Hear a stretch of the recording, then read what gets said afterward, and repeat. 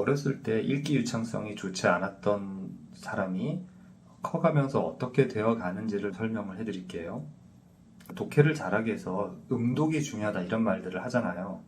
왜 음독이 중요할지, 그리고 그 음독만 하면 될지, 여기에 대해서 조금 더 지식을 넓히면 좋겠습니다. 자, 첫 번째 화면에 나와 있는 이 표는 읽기 능력을 측정한 심리 검사입니다. 중학생의 결과입니다. 여기 보시면 많은 수치들이 오른쪽에 보면 저하라고 되어 있는데 거기에 해당되죠. 무의미 낱말 읽기, 단락 읽기 유창성, 의문 작업 기억, 그리고 여기 아주 많은 것들이 저하이고요. 수치를 보시면 같은 연령대와 비교했을 때 하위 2.59%, 0.44% 이렇게 낮다라는 것을 의미해요. 자, 그렇다면 어떻게 될까요? 일단 지금 현재로서 이 정도면은 글을 정확하게 읽지를 못합니다. 단어를 아예 못 보는 그런 경우도 있는데 이거는 아니에요. 그러니까 우리가 학습장애가 세 가지가 있습니다. 학습장애가 그 단어 인지에 문제가 있는 게 있고요. 그 다음에 방금 여기 나온 것처럼 읽기 유창성 문제가 있고요. 세 번째로 이해 문제가 있습니다. 단어 인지를 못하면 읽을 수가 없어요. 당연히 유창성 장애도 있겠죠. 유창하게 읽지 모르니까 내가 지금 뭘 보고 있는지를 잘 알 수가 없어요. 그래서 그 내용을 이해하는 것도 어렵습니다. 그런데 단어 인지는 괜찮게 하는데 유창성이 좋지가 않은 거죠. 좋지가 않은 정도도 여러 가지가 있겠지만 그 정도에 따라서 이해력이 낮고 그리고 이해하는 능력들이 발전해 가는 게 더디기 때문에 나이가 점점 들어갈수록 점점 더 어려운 글을 읽어야 하는데 그만큼 쫓아가지를 못해서 뒤에 이해가 어려워지는 그런 일들이 벌어집니다. 이번에는 고등학생입니다. 이 학생도 아까에 비해서는 뭔가 조금 더 위쪽으로 그 수치가 올라가 있는 것들이 있죠. 물론 고등학생이면 자연히 올라간다 이런 이야기는 아닙니다. 다만 이 학생도 역시 무의미 낱말 읽기 그리고 단락 읽기 유창성, 의문 작업 기억이 좋지 않습니다. 또 여기 빠른 자동 이름 대기 물체 그리고 표기 인식, 낮자 소리 대응 같은 경우는 이제 저하는 아니지만 역시 경계입니다. 그러니까 여기 보통이지만 하위에 있는 것들을 포함해서 하나, 둘, 셋, 넷, 다섯, 여섯, 일곱, 여덟 가지 정도가 좋은 수치가 안 나왔습니다. 마찬가지로 이 학생도 단어인지에서의 그 약함을 갖고 있지는 않아요. 하지만 유창성이 좋지 못하고 그래서 이해가 어렵습니다. 자, 이러한 학생들은 말을 통해서 들은 그 지식이 쌓일 수가 있어요. 자, 그런데 이 두 학생이 만약에 그대로 성장을 했다고 해볼게요. 자, 이 사람은 성인입니다. 성인이고 이 수치는 아까 두 학생에 비해서 월등히 높죠. 그러나 비슷하게 이쪽에서는 여전히 낮은 공통점을 갖고 있습니다. 이쪽도 더 낮게 보이네요. 성인이 됐을 때 자신이 읽어서 정보를 접하고 지식을 축적하는 것들이 어려워요. 여전히 읽기 전략은 좋지가 않고요. 근데 지식이 그 중학생, 고등학생보다는 더 있다 보니까 중학생, 고등학생 수준의 글은 매끄럽게 읽어서 부분적으로 보고 이거 그것에 대한 얘기인 것 같은데 하면서 중학생, 고등학생에 비해 월등한 지식을 집어넣어서 글을 이해할 수가 있어요. 그래서 이분도 꽤 공부를 오래 했습니다. 그러니까 대학교를 졸업하고 그 다음 대학원도 진학해서 하고 그렇지만 본인이 읽는 기능을 더 사용해야 되는 상황이 되었을 때는 뭔가 도움이 필요했던 거예요. 자, 그러니까 앞에 두 학생, 중학생, 고등학생이 낮은 그 읽기 능력을 갖고 있을 때 본인들이 지금 원하는 인생의 과정을 거쳐나가기에 상당한 어려움이 될 수 있습니다. 그래서 읽기 능력 자체뿐만 아니라 읽기로 인해서 발전이 더뎌지는 그 이해 문제, 이게 큰 어려움이 있다는 얘기죠. 자, 그런데 지금 왼쪽에 있는 것은 방금 같이 봤던 성인의 결과고요. 오른쪽 아래에 있는 것은 다른 사람의 결과입니다. 이분 역시 지금 무의미 낱말 읽기, 단락 읽기 유창성 좋지가 않죠. 이 사람이 왼쪽 사람에 비한다면 단락 읽기 유창성이 더 안 좋아요. 그런데 여기도 역시 비슷하게 좋지 않고요. 요건 비슷하네요. 그죠? 여기 비슷하죠? 자, 그 다음에 여기 낮자 소리 대응 역시 비슷합니다. 그리고 위가 좀 좋아요. 단지 약간 뭐 어떤 건 더 나쁘고 어떤 건 더 좋고 근데 요런 차이 여기서 보면은 이 오른쪽 분이 이 부분이 좀 더 좋다라고 생각을 하는데 나이는 비슷합니다. 자, 그런데 오른쪽 분은 전 학업적으로 굉장히 많은 성취를 얻었어요. 그래서 여러분들이 들어보신다면 이미 굉장히 이제 탄탄대로 어떤 직장을 갖고 있네, 직업을 갖고 있네, 이렇게 말할 수 있는 포지션에 있습니다. 하지만 거기서 더 성취할 것이 있기 때문에 저에게 찾아왔어요. 왼쪽 분도 아까 제가 공부를 많이 했다라고 이야기를 했죠.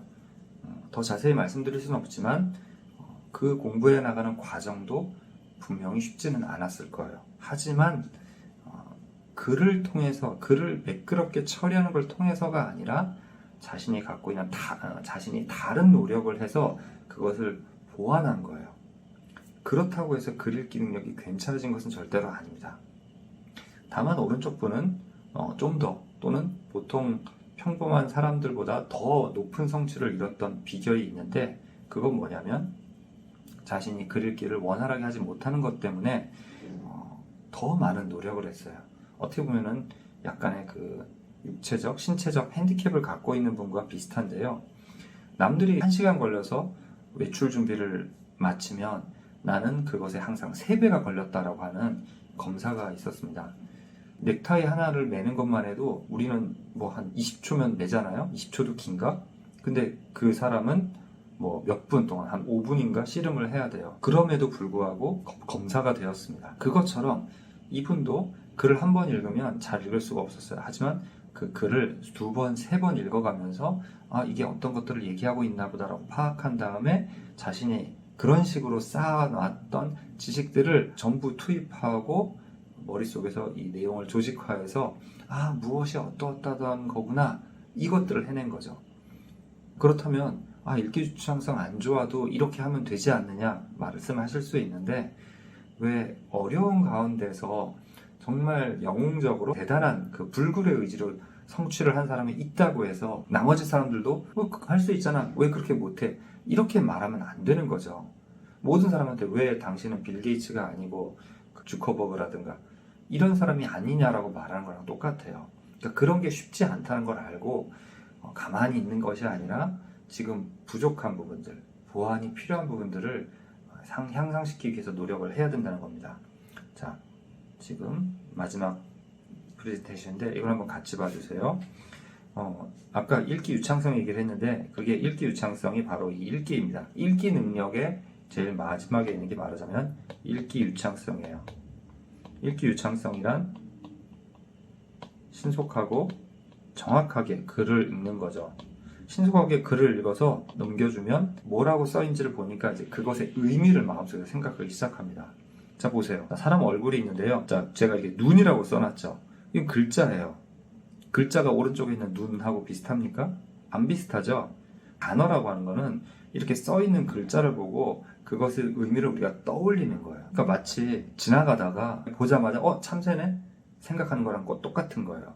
즉, 어휘를 통해서 우리는 마음속에 기억 속에 있는 개념을 넣어와서 이제 의미가 뭔지를 파악할 수 있게 됩니다. 어휘가 시작이 되고요. 그 다음에 연상. 이거는 이제 어휘뿐만 아니라 무엇에 대한 기억들이죠. 단순히 사과하면 우리가 사과에 대해서 갖고 있는 직접 경험한 것들이 이제 연상이 됩니다. 기억된, 말하자면 지식 또는 경험들이 있는데 이걸 단지 떠올리는 거예요. 자, 이렇게 떠올려서 알게 되는 것들을 이해에 속하지만 굉장히 단순하기 때문에 이것을 얕은 이해라고 합니다. 얕은 이해. shallow comprehension이라고 하는데요. 이것과 달리 우리가 무엇이 주어지면 이게 왜 그렇지? 이것의 원인은 뭘까? 이것과 다른 건 뭐가 있지? 좀 더 확장해서 생각하는 것. 이것을 deep comprehension, 깊은 이해라고 합니다.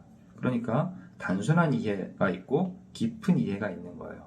그런데 글이라고 하는 것은 이러한 단순히 이해할 것, 깊이 이해할 것들, 그리고 그러한 것들이 여러 가지가 있어서 서로 이렇게 연결되어 있습니다. 저 앞에서는 이런 얘기를 했는데 지금 이 얘기를 하고 있는 거 보니까 이러이러하다는 얘기구나. 이렇게 글의 부분과 부분을 연결해서 통합하는 그런 전략들이 필요한 거죠. 자, 근데 글이 뭐라고 써 있는지를 빨리빨리 넘겨주고 그리고 읽는 사람도 이렇게 뭐라고 써 있는지에 힘들이지 않고 할 수 있어야 그 뒤에 이해에 집중할 수가 있어요. 그리고 이 집중하면서 이 이해하는 과정들을 발전시킬 수가 있는 거예요. 근데 그게 안 되면 이게 발전이 안 되는 거죠. 자, 왼쪽에 지금 밑에 보면은 제가 자동 처리라고 써놨고, 오른쪽에는 전략적 처리라고 써놨습니다. 그러니까 이렇게 얼핏 보면 읽기는 자동 처리고 이해는 전략적 처리인 것 같지만 또 그런 게 아니에요. 물론 읽기 부분은 자동적으로 처리해야 될 부분입니다. 하지만 어휘라는 것도, 그러니까 어린아이에게는 어휘는 자동 처리가 아니에요. 하지만 조금 지나면 그 단어를 보자마자 떠오르게 됩니다. 그러니까 그때는 전략적 처리인 게 아니라 자동 처리가 되죠. 즉 자동 처리되는 부분들이 이렇게 점점점 가게 됩니다. 그러니까 자동화한 작업이 많을수록 우리는 쉽게 앞부분을 처리하고 어려운 부분, 많이 생각해야 되는 부분, 낯선 부분에 초점을 맞출 수 있게 되는 거예요. 자, 그렇기 때문에 어렸을 때 음독을 많이 함으로써 이런 그 읽기가 자동화가 될 수 있도록 만들어주는 거였어요. 근데 그러니까 교육청에서 기초학력 전담교사 분들에게 3번씩 같은 글을 소리내서 읽으라 라고 이야기를 하셨대요. 근데 일선의 교사분들께서 그 다음은 뭘 어떻게 하라는 거지? 이게 궁금해지신 거죠. 자, 그것처럼 학부모님들도 그런 생각 하실 수 있어요. 또는 학생 본인도 잘 읽고 나서 그 다음 뭘 해야 되지? 그러니까 그 뒤를 생각하면서 지금 음독을 하고 음독과 더불어 다른 것들을 해야 되는 거예요. 자, 그렇기 때문에 많은 이제 앞으로 해야 될 것들이 있지만 우선은 이 읽기 유창성 문제를 해결하는 게 중요합니다. 어렸을 때는 유창하게 읽었는데 이 유창성이 발전하는 속도가 좀 느리면 어느 시기까지는 따라잡았는데 뭐 중학교, 고등학교 가니까 거기에는 유창성이 좀 모자른 거예요.